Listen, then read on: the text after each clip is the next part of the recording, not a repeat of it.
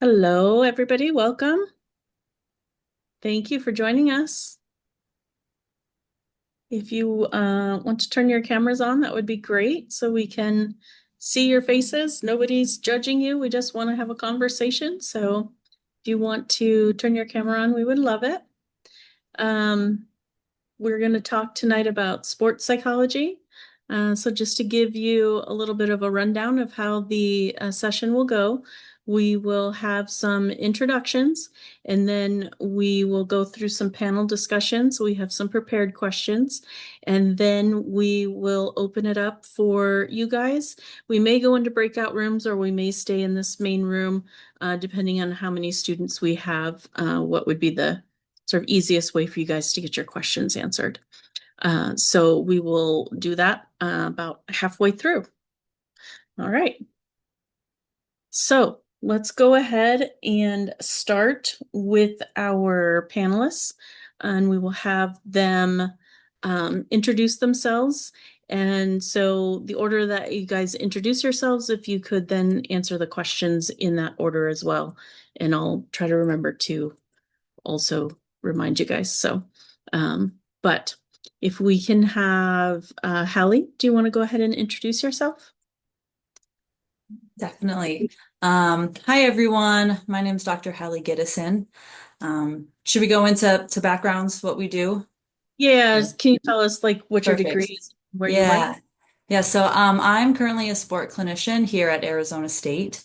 I received my undergrad in psychology and exercise science from the University of Nebraska at Kearney, where I'm from originally. I then went and got my master's in sports psychology from Minnesota State University at Mankato, and then went straight into getting my doctorate in clinical psychology from Midwestern, which is in Glendale. So that's kind of how I got connected to ASU through clinical rotations there. So I work with our student athletes at ASU, providing mental performance and mental health support um, through mainly team sessions and individual therapy sessions. And with that comes a lot of consultation and support for staff, just people who work in the athletic department. So yeah, pretty exciting. I'm thankful and happy with what I do. So excited to talk to you all more. Okay, thank you so much. Judy? I'm Hallie, it was just great to hear about your doctorate at Midwestern because, for me, Midwestern was a surprise that it is not in the Midwest. And there's some really great faculty here in Arizona. So that, for people who are wondering where they would go academically, I think your career path, especially with your doctoral degree, is a really good one. Um, I'm Dr. Judy Van Raalte. I did my undergraduate work in psychology at Tufts University, which is near Boston, and then my master's degree and PhD at Arizona State. So, Sun Devils, yay. And let's see, now I worked as a professor training people who wanted to work in applied sports psychology, running a program in athletic counseling in Massachusetts. And now I live in northern Arizona in Sedona. And a lot of the work that I do is in private practice. I'm working with teams and athletes and also serving as a mentor for people who are developing their skills in the field and looking to get certified in sports psychology. Nice, thank you. Britt? Good evening, everybody. My name is Britton Brewer, and I got my master's degree or undergraduate degree in psychology from the University of Washington in Seattle, and my master's and PhD in clinical psychology at ASU a long time ago.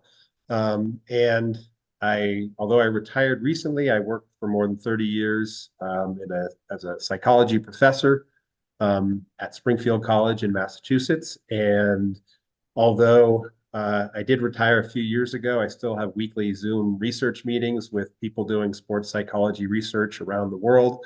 And some doctoral students and professors, and still keeping my hand in it.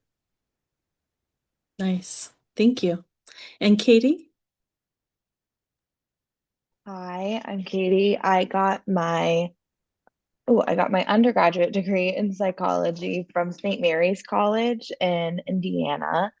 And then I went to get my master's in athletic counseling from Springfield College, where both Judy and Britt were my professors. Um, Now I work as a cognitive performance specialist for the Army. The company I work for is called Serco, but I'm contracted to the Army. Sorry if my dog pops in. Um, so I do that. I work for the 194th Armored Brigade, working in basic training. So I work with trainees, drill sergeants, and their instructors. I think I hit everything. Yeah, that's awesome. Thank you. All right, so let's start with some of our prepared questions. Can you guys discuss sort of what your journey was from your undergraduate degree to where you are now, or your most recent position, and how you got there, how you kind of made those decisions as you went along in your career path? Halle? Yeah. I felt like I kind of stumbled across each step along the way. I was an athlete in college as well, and believed I wanted to do something in the world of sports, but wasn't really sure exactly what. I had a pretty influential psychology professor who kind of got me into sports psychology. And I said, sure, like I'll go do that. That sounds wonderful. I would like to connect to people, make a difference. And I get to work with athletes, so that sounded pretty great. And then through my master's program, as I started to do more of the clinical work, I realized I wanted to add a piece. Performance, and helping athletes be the best they can be is really important and really valuable. But I realized I wanted to also be able to be a bit more versatile in my own work. And so that's what led me to pursuing the clinical psychology doctorate degree. Because then I didn't have to necessarily differentiate and only work with performance if there were also mental health concerns. And so I decided to go pursue that education, which is really wonderful because the work I'm doing right now is definitely a mixed bag, definitely overlap between the work, especially in individual sessions, I find. And having both backgrounds, I think, is really beneficial. And I'm glad I did that because I could go either route at some point and work in the general population, or just work in the performance realm. And so I'm really, really thankful for that. But just kind of through people, through mentors, through conversations with peers, I was able to kind of figure out each next step as I was in it. So I'm thankful for that. Yeah, I love that too, because networking in a lot of different psych fields is really, really important. So thank you for highlighting that. Yeah, of course. Judy? It was it's interesting to see those of you here who are attending this event, because something like this wasn't available for me when I was an undergraduate, and whatever was available, I maybe wasn't as smart as you are to take advantage of it. So I'm really glad that you're here, because I feel like this is the kind of thing that sets you up for success, and it's really worth your time to hear some possibilities. So I was lucky to have a professor as an undergrad that I was the only one in the research group. I knew I needed research experience to continue to work in psychology. I expected that I would probably need a graduate degree. And so anything related to sport that she came across, she would just send to me, because I was the only athlete in the research group. And so that got me started in looking at the literature and trying to figure out, if I want to do this, what university might I go to? It's a little different than being an undergrad, because I was going to try to choose an institution where there were people who were doing things that I was interested in doing. And if I were to reflect on it now, I would say maybe faculty I would want to work with, and then also to see what kinds of jobs the graduates get. So if there's a type of job that seems appealing, where did those people come from? That would have been really helpful. So I found the whole graduate school thing kind of hard. I had friends who were getting jobs and making a lot more money than me. They got a car and I got a bike. But in the end, I think I took a little more time, but I really ended up doing some things that were interesting and exciting. So connecting with people, learning what's possible. I think even finding jobs, the networking can be really helpful. And then I did decide to do a lot of experiences. Like I worked with a faculty member doing research, and where I could get more experience, I did. I did some coaching work. I did some volunteering in a mental hospital. So I think all of those things helped shape the path I could be on. I didn't know what would pan out, but all of that helped. So not a straight line at all, not necessarily a clear path. Um, Being lucky pays off sometimes in terms of getting my first job. And then the last thought I had for those of you who are thinking about this is going on to grad school in the years right after the pandemic in the mental health field was really difficult because lots of people didn't apply. Lots of people changed their minds and said mental health is something I care about. And it's been really, really hard to get into graduate programs, and that's changing. So there's more capacity, there's not this backlog of people. So if you're not a person who's currently tried to get into grad school last year, good job you on your timing. Nice. But yeah, I think that's so true. And you mentioned getting lucky, but I think it's true taking advantage of all the opportunities and exploring the different things that come your way is what really creates that luck, I think. So I think that's an important point to make is to take advantage of those things that come your way because you don't know where they're going to lead you. So thank you. That's a great point. Britt?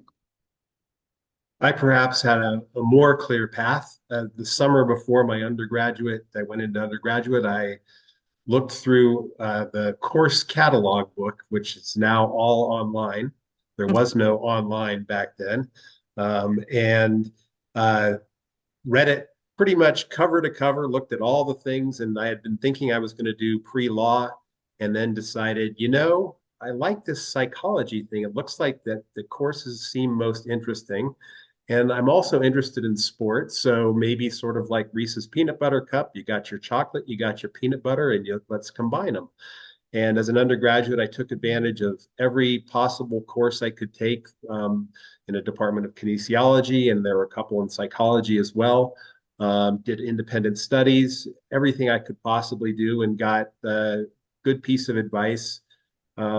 This is approximately 40 years ago. I got some advice that basically, at some point in time, it was going to be incredibly advantageous to have some sort of clinically related degree uh, to maximize your opportunity. And this was probably 3 decades before the trend really was evident in that regard. I mean, there was certainly handwriting on the wall way back then, but before opportunities were available.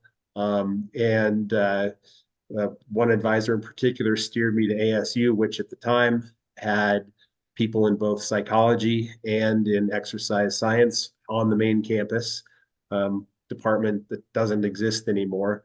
But it was one of a handful of places that such a combination would be possible.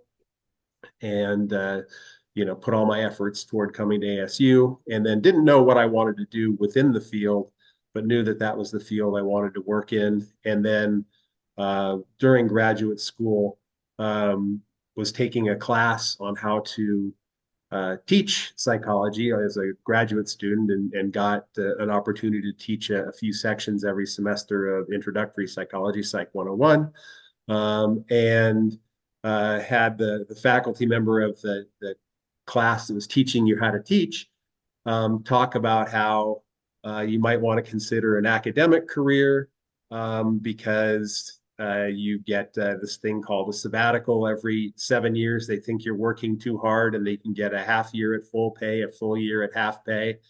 and just the independence that you would have as a faculty member. You're really an independent contractor. So that set that out as an appealing pathway to go. Of course, at that time, there were not even a handful of jobs available. So it was foolhardy to think that that was a possibility from a practical sense, but at least in terms of what I wanted to do, that became more of an option. Certainly, I had a clinical degree I could fall back on, and that's always been available should the economy or my personal circumstances been made available to me, and I got all the training along the way. And certainly, it's been useful, but that's not the clinical career is not what I ended up pursuing. Yes, I agree. We did not have the technology we have now to connect to people, but connecting was still one of the ways, and talking to people and hearing about their stories was still a great way to learn about different careers. So yeah, that part hasn't changed, I don't think, but that's awesome. Thank you. Katie? Yes, so I would say my path to sports psychology was kind of similar to Brit's in that I always knew I liked psychology and I always knew I liked sports. So I thought, let's just put them together then. My undergrad program didn't really have any sports psychology classes, so I had to get kind of creative. I was always very vocal and telling my professors, like, this is what I like, this is what I want to do. So any research project, any like assignment I had, I kind of took the sports psychology angle, and they were always really supportive of that. Um, I got an internship in the athletic department my senior year, so tried to give everything I did in my psychology program like a sports psychology spin as best as I could. And through just kind of research, honestly, I found the program at Springfield College, and I was really excited about that program because it kind of combined sports psychology and counseling. And I can promise you, I use that counseling in my job every single day. So I think getting that counseling background, even if it's not like a traditional counseling program, having those counseling skills, I think is so important and so crucial, especially if you do any kind of work in the military. So after graduate school, I did an internship at IMG Academy, and I got lots and lots of applied practice, lots of classes, lots of turf talks, lots of work with different youth athletes. And that was really helpful. And I loved that experience. And then I will be so honest with you guys, for about a year and a half, I did not do a lot of anything. It was a lot of trying to find something to do. And I tell you that because whenever that was happening to me, I felt so discouraged, so sad, but it happens. Like sometimes you just gotta keep working through it. So eventually, one of my really good friends got a job in the military, and she said, I really think you'd like this. I really think you'd be good at it. Check it out. So I did, and I've been here for 2 years now. So I would encourage you, if there's something that you feel like you might not be into, because I'll be honest, I didn't think I would be into it at first. Um, Give it a try. You never know. And you never know what different skills you might learn, what you might take from it. And I think it's also valuable sometimes to find out what you don't like. And the only way to do that is to try something. So that's kind of how I got to where I am right now. Thank you. And thank you for sharing that, because I think that's important for students who are currently in school as undergrads. We fight this in the advising office. Amanda can confirm. We fight this all the time about students think everybody else has it all figured out, and they're the ones that don't have it figured out. And I promise you, nobody has it figured out. And that's okay, because you don't want to have it so figured out that you ignore all of the opportunities that are flying around you, because you really want to take advantage of those. So thank you for sharing that, Katie. I appreciate it. All right, so let's think about some of the skills that you did learn as an undergraduate, and what are some of those things that you have found to be the most useful in your career? Halle? Yeah, gosh, there's so much pressure going first. Mm. No, I love it.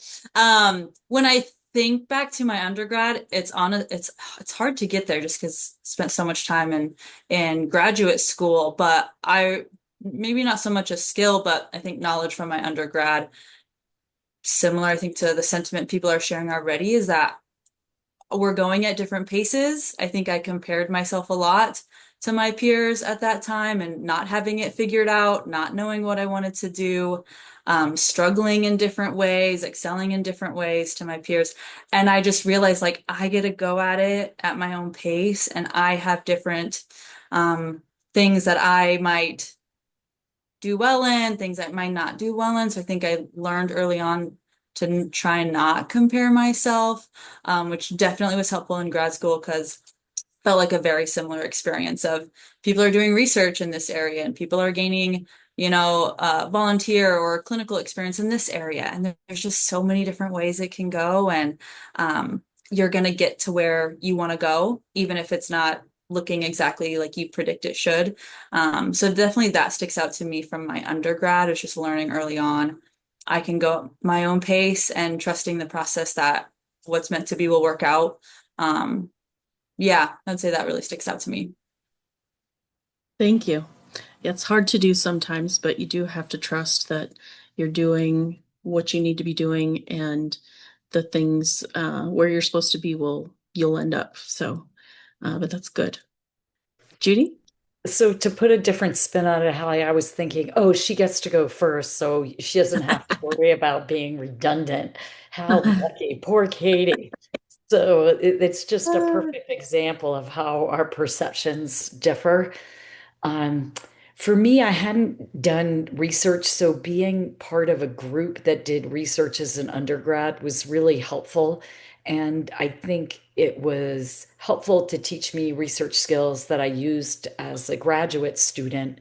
But it's also really useful for me as a practitioner to, when someone presents something, to be curious, is there another way to look at that? Could it be different? Did I, if they're not making progress this way, what's another way we could study that or go? So um, you don't have to want to write up research reports in APA format to get some value from, working on things. And for me, I was part of a research team. So a group of us worked together on a project, and we talked about those projects. And so I find that helpful professionally too. If I'm stuck with something, there's other professionals I can consult with. Um, I was thinking about learning more because we talked about the inspiring professors who said things like, like, here's information and this is a field you can pursue. But I did have one professor where I was taking a class on Greek mythology, and I hadn't done as well as I hoped on a test. And I went and talked to the professor, and somehow the professor was like, well, what are you going to do, after college? And I said, oh, I think I'm going to go to grad school. And she was like, oh, no, you won't be successful in grad school. And I learned more from other people. And so while it's nice to have people who light the way, it's also helpful to know that if you meet Professor Debbie Downer, that doesn't have to be what happens for you. And so I guess, I learned to be resilient and to try again. And when I thought I knew what I was doing, like if I would say, the thing I learned more in grad school, it would be to learn a little bit more and not assume you know what's going on like that professor did. And also in some areas, what I thought I knew, but to look further. So I feel like I've been learning a lot along the way, and I still am. But those are a few of the takeaways. Yeah, constantly learning, right? And constantly trying to know more and be better, I think is really important too. Britt? I'm also trying not to be redundant, and Katie got the ball rolling with her talk about using her counseling skills every day. Holly continued in a similar vein. Judy talked about the value of teamwork, and I'm just going to put a plug in for the courses that you're taking as an undergrad. Like those things really are important. They build a foundation for graduate school, but also for being a professional. Things like learning how to write. I mean, certainly there wasn't Chat GPT back in the day, but like if you know how to write, you also know how to see the limitations of what Chat GPT is doing. Things like, doing uh, library research, which now you never have to set foot in a library to do anymore.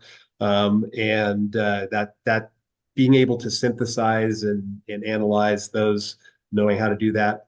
Statistics and methodology is important as well. Like that's something where there's always new developments going on. And if you can stay on top of the cutting edge, uh, that's again a skill set that you can use across settings. And things like testing and assessment, there are people who do that for a whole career, and those are again fundamental skills and things that you learn in the undergraduate curriculum. So it really is relevant. It's not something that you just use while you're in school. Those are professional tools of the trade, and it's maybe not exciting. It's boring. That's the reading, writing, arithmetic of psychology, but those are essential professional skills.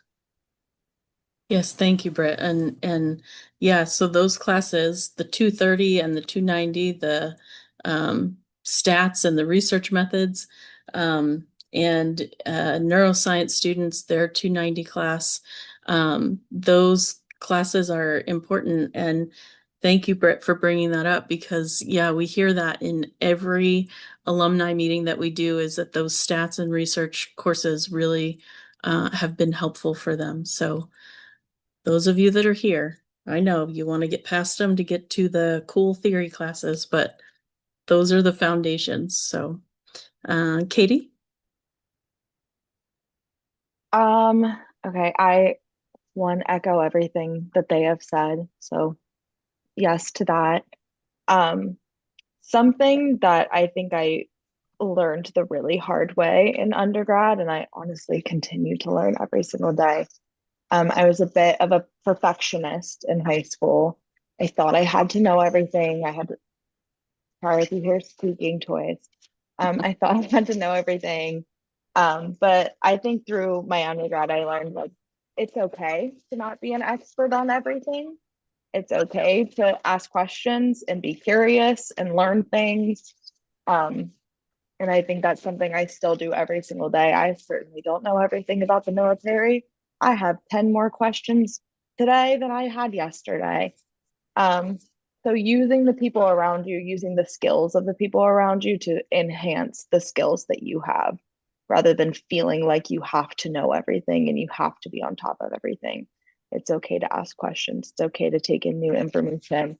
It's okay to admit that you were wrong sometimes. And now that I have new information, I've changed my mind on this, or I can take this further. So I would say be open to being wrong, be open to learning something new, be open to the idea that you don't have to know everything. It's okay to use the people around you sometimes. Yeah, I love that because yeah, that's a big professional skill to learn is that you're not always going to be right and that's okay. And you just, go back and correct yourself and, move on with that new information. And so yeah, that's a big one. Thank you.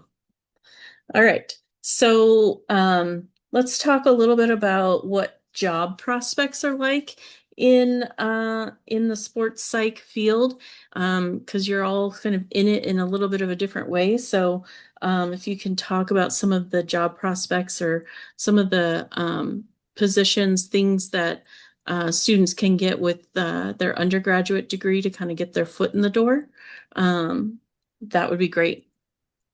Hallie? Yeah, okay. I don't think I'll take all the answers since we're all in little different areas. Job prospects for working in college athletics with the sports psychology emphasis at ASU. So, well, let me back up. I was placed at ASU through my doc program for my pre-doctoral internship, and so this is the only university I've worked at. So I'm really just speaking for ASU. We really don't offer a lot of opportunities for undergrads to shadow, to volunteer, and I would say that's because we're pretty new in getting embedded into the athletic department.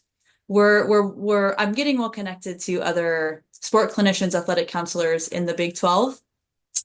So there definitely are some departments who are much more established, who have training programs, who have training sites. And I would imagine that there are possibly more opportunities for the undergrad level. In grad school, at least in my experience, there definitely are opportunities. I mean, you need to get practicum hours, you need to get hours, you need to get experience in this field. And I was fortunate enough to have a lot of support through my master's and at Midwestern with that. Um, in terms of jobs, when I was nearing the end of my education, I definitely felt like there were opportunities. It is in college athletics, it feels like there's somewhat of a revolving door. Many of the other sport clinicians I know have been at other universities and bounce around um, depending on levels within the department, depending on locations, areas they need to be in for whatever life reasons. So I definitely know if I wanted to go somewhere else, needed to be closer to home, that I definitely would be able to do that. This is definitely a not brand new field anymore, as we all know, but it's definitely in this realm still emerging. So I think at some universities, it's pretty rare to have this sort of resource for student athletes, and other universities, it's been there for quite a bit. So definitely as you get your foot in the door, get to grad school, there's definitely opportunities. Great. Thank you. Judy? And I think what Halle said about the opportunities for undergrads in sports psychology, my experience has been they tend to be coaching positions where you might use sports psychology experience. Also, a mental health opportunity where you might be an aide and kind of step in, and you're working for example, in a residential facility with people, and you might be involved in doing sporty activities with them. And those are some places where you can get experience in the field. Um, if you were thinking about graduate school at all, there's a book called The Directory of Graduate Programs in Applied Sports Psychology, The Directory of Graduate Programs in Applied Sports Psychology, and that's available online. My feeling is that there's a lot of growth in the area that Halle's in, and working with teams and athletes at a university. Often people are hired by the counseling center, not always. Um, but if you were choosing in your graduate studies to have a master's level degree where you could be licensed, or a doctoral level degree where you could be licensed as a counselor or clinician, it's helpful in providing a lot of opportunities for you. That work isn't for everybody, and there's other possibilities. But I think if you were like, I want to cover my bases and have the broadest skill set available, that might be something that you could do. And I worked in a teaching and sport coaching role and at a residential facility myself, in my undergrad years. um, there's not a lot of opportunity as an undergrad to shadow sports psychology professionals, because often the work that's being done is confidential. Um, that said, if you're related to the right people, or people who are related to the right people, you might be able to find a way to get a foot in the door. And there's a couple of internships. There's one at West Point, so that's the U.S. Military Academy at West Point, working with the cadets, and they have room for undergrads to come in and do some work there. Jonathan Fader has a practice that involves sports psychology in New York City, and he takes some undergrads. So if you are a good internet researcher, you know some people will help you dig. There are a handful of undergrad internships that I'm aware of that you could get involved in. Nice. Thank you very much. That's great information. Britt? As the resident old man, I'll give a little bit of a historical perspective on job opportunities. Um, back in the 1980s, pretty much there were only sort of lone wolves who were independent practitioners who, you know, through word of mouth marketing, were able to develop practices and sort of how to follow that path at the time. It was pretty much like saying, well, I want to be a basketball player like Michael Jordan or something like that. It's like you don't use the outlier as the example of someone to really aspire to, because they're outliers for a reason.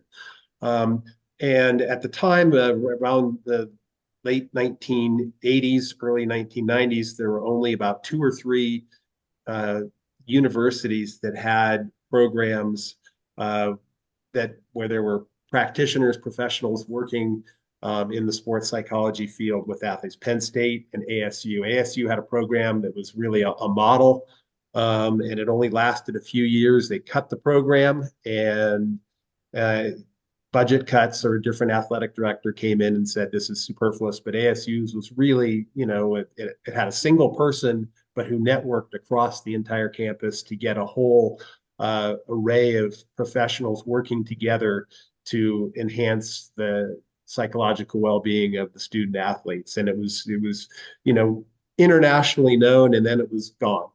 And it wasn't until the early 2000s into the 2010s that colleges and universities rediscovered the importance of mental health. And I think there was some legal impetus for that, liability suits and things like that. So they said, hey, we better cover this area. And even though most places don't have a full staff, some have isolated individuals or with a few people working together. Multiplied by the number of colleges and universities in the country is a huge number of opportunities, and there are more opportunities than there are trained professionals. So that is definitely a growth area. It's if you have sports psychology expertise, and a clinical counseling related degree, you are very likely to be able to get hired in an academic collegiate setting. Another area where expansion has been developing over the past 20 years or so, 25 years, is in the military. And I'll let Katie speak to the current context, but that's where a number of individuals are employed, especially those who have gotten master's degrees in the relevant field, and may or may not have gone on for a doctorate. Great, thank you. And Katie? Yeah, there are certainly a lot of jobs in the military. I'll speak specifically to the Army. I would say the Army probably has the most jobs available. As far as the other military branches, I'd probably put the Air Force as second. A great thing about my job specifically, I work on, it's called the H-2F contract. There's no requirement to have a clinical background. So if you're not interested in getting that clinical background, that could be a really good option for you. There are some jobs that a CMPC isn't even required, though I would recommend that you do get it, because I think they're probably going to move to requiring that. But lots of jobs available in the military for all different levels, from basic training all the way up to special forces, the super top secret guys. But if that is something that interests you, there are jobs available, and I think will be jobs available for quite a while. Nice. Yeah, I think that's so interesting working with the military. And because their performance is really integral to their their roles. So that's cool. All right. So last question that I want to ask, and then we'll open it up to questions from the students. Talk about some of the rewarding aspects of your job, sort of what keeps you coming back and what gets you up in the morning to keep going to work. I find my job very rewarding, especially being embedded in an athletic environment. It's just really cool to get to have multiple contact points with student athletes, aside from just being maybe more in a private practice arena, and seeing my clients. I get to see them when I walk across the study room to go to the bathroom. I see them from the weight room when I walk by. I go to their practices and go to their games and connect with student athletes that I don't see in a more therapeutic sense. And I find that very enjoyable just to be a part of their space, to be a part of the staff. That's a big connection point as well, too. I probably didn't really expect until I got more into the field, is it's not just direct client care that's a part of this. It's the consultation piece. It's the collaboration with our other sports medicine professionals. And I find that really enjoyable as well. But when I boil it down, I mean, I get to sit and listen and talk to people. I get to connect. Majority of my day is sitting with students who are going through really difficult things, and also who share, the best moments and times in their life with me as well. So it's not just always doom and gloom, but I get to see them play in the field. I get to see them score. I get to see them succeed. I get to see them implement the skills we work on in session. And so I feel very grateful to be a part of their system and to also get to know them in a lot of unique, special ways. Like sitting with somebody in therapy is a pretty impactful experience. So that's definitely what keeps me going when the days are long or harder, the semester is stressful. It's just that connection. Great. Thank you very much. And Judy? I think Halle did a great job of talking about some of the benefits of applied work.